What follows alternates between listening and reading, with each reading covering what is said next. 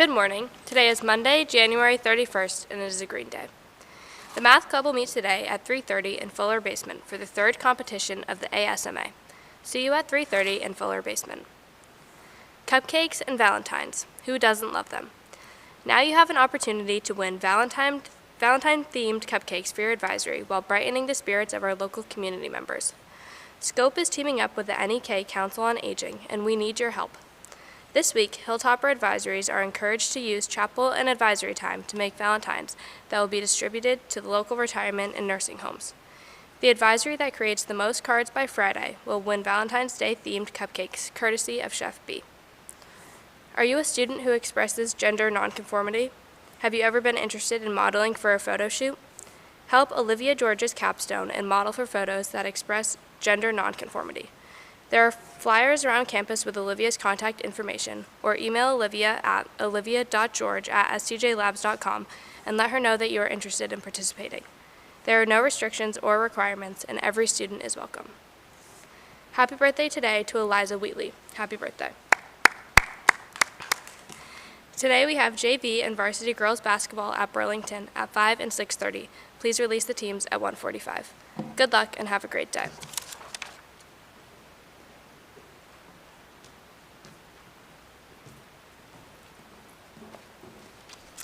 Thank you, Ashley. Good morning, St. Johnsbury Academy. I have a few late announcements. Girls hockey lost to Rutland 7-4. Boys varsity basketball beat Essex 50-48 on Friday night. Girls varsity basketball lost to Rice 49-30, and the JV team lost 41-28. On Friday at the Memphremagog Trails, the varsity girls Nordic team, led by Eliza Wright, Delaney Rankin, Siri Jolliffe, and Maddie Blanchard, swept Linden Institute and North Country for the win. All 6 Hilltopper girls finished in the top 7 spots. Eliza Wright handily won her race. The varsity boys, led by Sisu Lang, Nick Reed, Ryan Callahan, and Nathan Lanzini, won their race as well, with all 5 racers finishing in the top 6. Freshman Sisu Lang, who finished in first place, completed the 5K race in under 17 minutes. At yesterday's Vermont State Throws Championship, Brooke White threw personal bests to place second in both shot put and weight throw. Brooke's runner-up finish put the girls in first place as a team heading into next week's competition at UVM. Boys hockey beat Northfield 8-0. Good job, hockey. Though the SJA gymnastics team weathered their first loss of the season in a tough meet on Saturday, there was lots to celebrate. Lizzie Jones once again took top honors in the all-around, cinching the spot with her high-flying bar routine and an impressive 9.35 score, which was the highest score of the day, and a grand total of 34.85. Anna Cushing performed a beautiful floor routine for her last home meet of her senior year and took first place with a 9.25. She also placed first on vault with an 8.75. Zoe Glentz-Brush had a successful day, placing fourth on bars with a 7.5 and a second on beam with an 8.7. Zoe and Anna tied for fourth place all around with a 33.15. Impressive work over the weekend by all of our teams. Congratulations, everybody. So today is the last day of January. This month at the Academy has had some great moments, like our Poetry Out Loud finalist recitations and exciting wins, as you've just heard in basketball and hockey and Model UN math competitions. And we've had many instances of perseverance and teamwork, kindness and open-heartedness.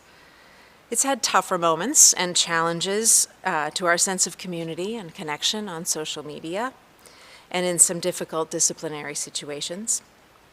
Some have been less attentive to the message that we offer so often about respect and kindness, even while many others have heard it and exemplified it for us. So those who haven't been listening, we are serious about this. Being part of this community is a privilege that you can earn by respecting our rules and our values, and that you can forfeit if you don't. So tomorrow we have a fresh start in a new month that involves a few different observances, some of which are particularly important to us, and some a little less so. I looked at this because there are a lot of observances in February. So it's National Grapefruit Month, there's National Flirting Week, World Nutella Day, National Embroidery Month, National Jello Week, National Umbrella Day, and my favorite, which is National Toothache Day. And all of these can probably fade pretty easily and safely into the background.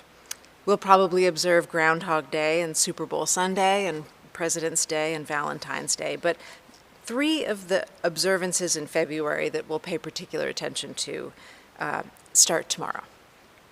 Tomorrow, February 1st, is both the first day of Black History Month and the Chinese Lunar New Year. We'll celebrate the former throughout the month with a special series of chapel speakers and features, and tomorrow we will have a special chapel for the Chinese New Year. On Wednesday, we will have another special program to celebrate National Girls and Women in Sports Day. And on Thursday, we'll begin Black History Month programming throughout the school. So I want to forecast Black History Month in particular. It's a celebration of the contributions and the accomplishments and experience of African Americans throughout American history.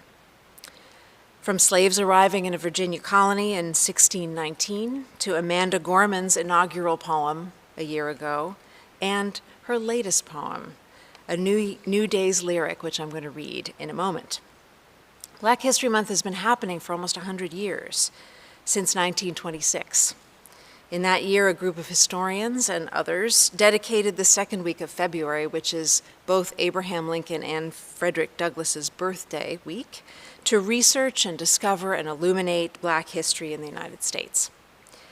That's the origin of our current moment, when we pause and consider the received realities of history more carefully and more critically.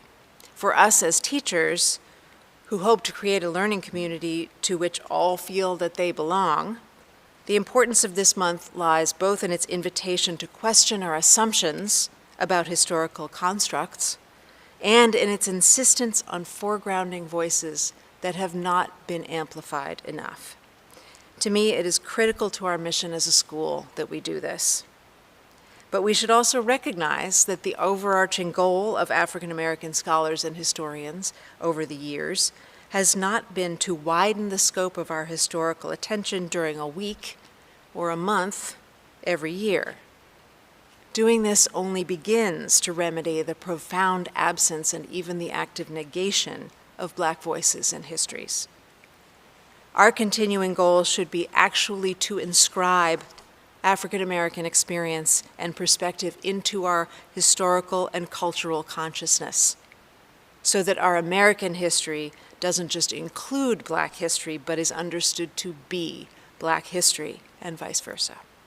What we teach and learn needs to include the full spectrum of voices and perspectives and experiences that have existed in this country since the beginning, and to include them all year long, adding more each day as we retrieve them and explore them. So most of you will remember, I hope, the poet Amanda Gorman, who is now 23 years old, reading a poem called The Hill We Climb at last year's presidential inauguration. As this past year turned over from 2021 to 2022, Amanda Gorman recorded the reading of a new poem called A New Day's Lyric, which is a call to healing, moving forward, common feeling, and common purpose. I want to read it to you this morning because it contains the spirit that I would like us to carry forward with us into the coming week and the month and the rest of this year together. We are moving into a new space. We can see the end of this dark time. And my hope is that more and more over the coming weeks, as the days get longer and brighter, we can open up and begin again to enjoy each other's company. What we will be doing is celebrating our healing world, our overcoming. So to bring us to the Lunar New Year tomorrow, this is Amanda Gorman's New Day's Lyric. May this be the day we come together. Mourning, we come to mend. Withered, we come to weather. Torn, we come to tend. Battered, we come to better. Tethered by this year of yearning, we are learning that though we weren't ready for this, We have been readied by it. We steadily vow that no matter how we are weighed down, we must always pave a way forward. This hope is our door, our portal. Even if we never get back to normal, someday we can venture beyond it, to leave the known and take the first steps. So let us not return to what was normal, but reach toward what is next. What was cursed, we will cure. What was plagued, we will prove pure. Where we tend to argue, we will try to agree. Those fortunes we forswore, now the future we foresee. Where we weren't aware, we're now awake. Those moments we missed are now these moments we make, the moments we meet. And our hearts, once altogether beaten, now altogether beat. Come, look up with kindness yet, for even solace can be sourced from sorrow. We remember not just for the sake of yesterday, but to take on tomorrow. We heed this old spirit in a new day's lyric. In our hearts we hear it. For auld lang syne, my dear, for auld lang syne, be bold, sang time this year, be bold. For when you honor yesterday, tomorrow ye will find. Know what we've fought need not be forgot for none. It defines us, binds us as one. Come over, join this day just begun. For wherever we come together, we will forever overcome. Thank you. Have a good day and a great week, everyone.